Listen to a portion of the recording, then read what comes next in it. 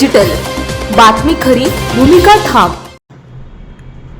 चाकण, आळंदी आणि राजगुरुनगर या नगरपरिषद निवडणुकीतील सत्ता संघर्षाची पातळी शिगेला पोहोचली आहे।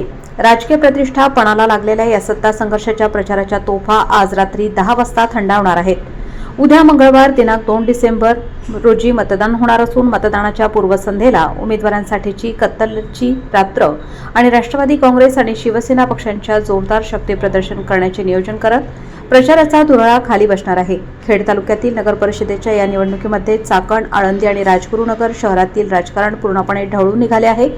महायुतीतील राष्ट्रवादी काँग्रेस आणि शिवसेना या घटक पक्ष एकमेकांसमोर उभे ठाकले आहेत। या चुरशीमुळे ही निवडणूक केवळ स्थानिक नसून राज्यातील दोन मोठ्या शक्तींमधील कसोटी ठरली आहे।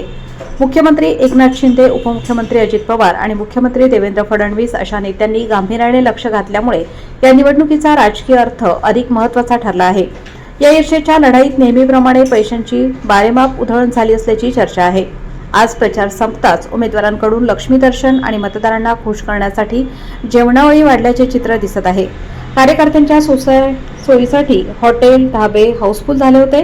पुणे जिल्ह्याचे संपूर्ण लक्ष आता मतदानाकडे लागले असून या मतपेटीतूनच स्थानिक नेत्यांचे आणि पक्षांचे आगामी राजकीय भविष्य निश्चित होणार आहे। आपल्या परिसरातील बातम्या पाहण्यासाठी चॅनलला सबस्क्राइब करा, व्हिडिओला लाईक करा आणि बेल आयकॉन दाबायला विसरू नका।